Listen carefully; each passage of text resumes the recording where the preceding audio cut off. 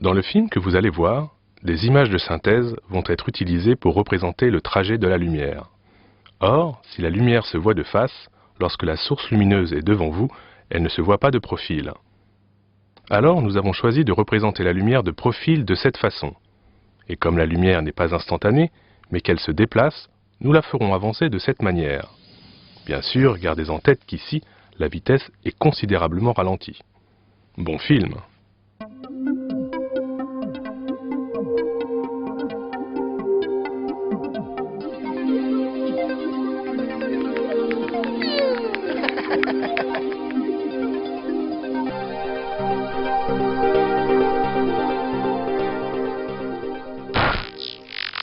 Que de chemins parcourus depuis ces temps immémoriaux où les hommes pensaient que la lumière était instantanée, qu'il y en avait ou qu'il n'y en avait pas. Aux alentours de 1850, tout le monde sait désormais que la lumière a une vitesse de propagation finie. Une vitesse très élevée d'ailleurs, puisqu'elle tourne autour de 300 000 km par seconde. Deux méthodes ont été mises au point pour la calculer. La méthode dite de la roue dentée, conçue par Hippolyte Fizeau, et celle du miroir tournant, plus précise, mise au point quelques années plus tard par Léon Foucault. Pour autant, même si la marge d'incertitude se réduit, elle existe toujours, et c'est bien dommage, car je vous rappelle qu'à l'époque, les scientifiques cherchent à déterminer avec précision la distance Terre-Soleil. Et ils ont plusieurs solutions pour déterminer cette distance. L'une d'elles consiste à utiliser la vitesse de la lumière. En effet, depuis James Bradley, on sait combien de temps met la lumière pour parcourir la distance Terre-Soleil. 8 minutes et 12 secondes. Si on savait précisément à quelle vitesse se déplace la lumière, eh bien, on en déduirait facilement quelle distance elle parcourt pendant ces 8 minutes et 12 secondes. Et ainsi, on connaîtrait la distance Terre-Soleil. Les astronomes pensent qu'enfin, ils vont pouvoir déterminer cette distance avec précision. En effet, en 1874, le Soleil, Vénus et la Terre doivent s'aligner. En suivant la tâche de Vénus sur le Soleil et en effectuant des mesures en différents points sur la planète, ils peuvent, par calcul, déterminer cette distance. Urbain Le Verrier, qui dirige l'Observatoire de Paris, n'est qu'à moitié satisfait. En effet, il regrette que l'on soit ainsi tributaire de la course des planètes pour déterminer cette distance. Il préférerait 100 fois que l'on puisse faire cette mesure sur Terre, à tout moment. Et pour cause, le Soleil, Vénus et la Terre ne sont que très rarement alignés. Certaines personnes ne pourront même jamais observer un tel alignement au cours de leur existence. Il ne faut donc pas se tromper. Pour déterminer la distance Terre-Soleil, Le Verrier préfère utiliser la vitesse de la lumière. Et puisque celle-ci manque de précision, eh bien, il demande à un jeune physicien, Alfred Cornu, de se lancer dans une nouvelle campagne de mesure. Alfred Cornu a le choix entre la roue dentée et le miroir tournant. Il doute du miroir tournant.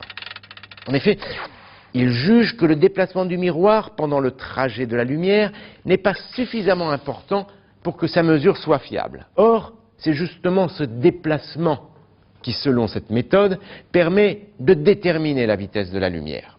Il choisit donc la méthode de la roue dentée. Pour être parfaitement honnête, sachez aussi que Cornu a été formé par Fizeau, le père de la roue dentée. Cornu ne fonce pas tête baissée, si j'ose dire. Il est également conscient des limites de cette méthode. Je vous rappelle le principe. La lumière qui part d'un point est réfléchie par un miroir et revient au point de départ. Sur le chemin, elle croise une roue dentée. Quand le système est au repos, la lumière passe à l'aller et au retour entre deux dents. Quand la roue tourne, à partir d'une certaine vitesse, la lumière qui passe entre deux dents à l'aller bute contre une de ses dents au retour. C'est grâce à cette vitesse de rotation de la roue dentée que Fizeau a estimé la vitesse de propagation de la lumière. Pour que la lumière rencontre la dent sur son trajet retour, Fizeau a dû faire tourner la roue à 12,6 tours par seconde. Il atteint cette vitesse à tâtons, passant parfois à côté, et quand il y parvient, il a beaucoup de difficultés à la maintenir constante, cette vitesse. Il doit reprendre l'expérience à maintes reprises pour repérer la vitesse de 12,6 tours par seconde. Du coup, il ne réalise qu'une vingtaine de mesures. Après un premier essai infructueux en 1871, Cornu va améliorer son dispositif expérimental. Pour cela, il utilise une machine qui tourne très vite. Sa vitesse de rotation peut atteindre 1600 tours par seconde. De plus, cette machine est équipée, c'est important, d'un mécanisme qui enregistre continuellement la vitesse de rotation de la roue dentée et le moment où la lumière vient buter contre une dent et disparaît dans l'oculaire de l'observateur. Ainsi, il n'est plus besoin de maintenir constante la vitesse de la roue, car l'obturation de la lumière peut se produire pour différentes dents, donc pour différentes vitesses de rotation. À chaque fois que la lumière disparaît, Cornu appuie sur une clé électrique reliée à la machine qui enregistre ce moment et la valeur de la vitesse correspondante. Cornu installe cette machine dans une mansarde de l'école polytechnique sur la montagne Sainte-Geneviève, à Paris, tandis que le miroir réflecteur, lui, est installé à 10 310 mètres de là, sur le mont Valérien. Là où Fizeau n'avait fait que quelques dizaines d'essais, Cornu, lui, effectue plus de 1000 observations. La moyenne de ces mesures donne une valeur de 298 500 km par seconde. Cornu est le premier surpris par ce résultat. Alors qu'il trouvait suspecte la méthode de Foucault et son miroir tournant, il obtient une valeur quasi identique à ce dernier. Les méthodes de la roue dentée et du miroir tournant sont réconciliées. Mais la précision est encore insuffisante. Encouragé par Urbain Le Verrier, directeur de l'Observatoire de Paris, Cornu va allonger la distance de l'aller-retour effectué par la lumière pour diminuer l'imprécision. En 1874, il installe sa machine à l'Observatoire de Paris et pointe à 23 km au sud la tour médiévale de Montlhéry. Après son départ, la lumière parcourt 46 km avant de revenir à l'Observatoire. Chaque soir, Cornu se rend à l'Observatoire. Il passe des nuits entières à lancer des mesures, attendant des conditions de pureté de l'air et de calme exceptionnelles.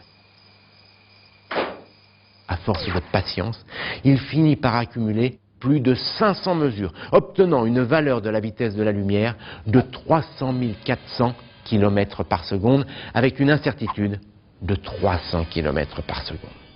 Cette méthode sera utilisée pendant de nombreuses années. Elle fournira un dernier résultat en 1902, 299 880 km par seconde, avec une incertitude de 84 km par seconde. Quel progrès! Entre-temps, cependant, les Français auront perdu le monopole des mesures de la vitesse de la lumière. En 1878, un jeune Américain de 25 ans, Albert Michelson, bien décidé à fournir une mesure encore plus précise que celle de Cornu, va perfectionner la méthode du miroir tournant mise au point par Léon Foucault. Ce sont toujours les mêmes fondamentaux.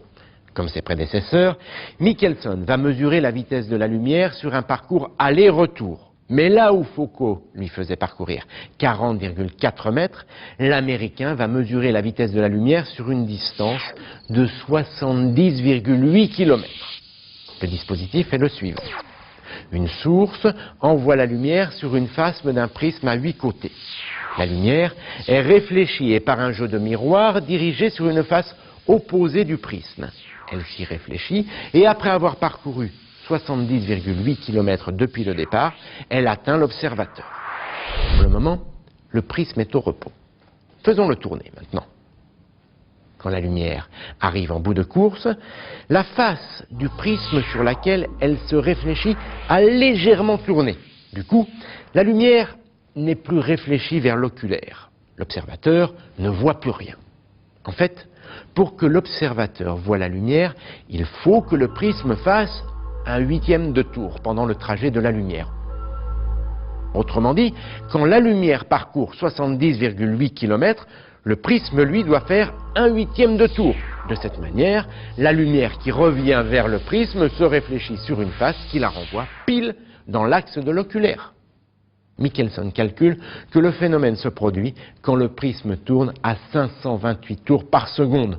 Autrement dit, le prisme fait 1/8 de tour en 237 millionièmes de seconde, comme c'est également le temps que met la lumière pour faire 70,8 km, Michelson en déduit que la lumière se propage à 299 796 km par seconde avec une incertitude de 4 km par seconde.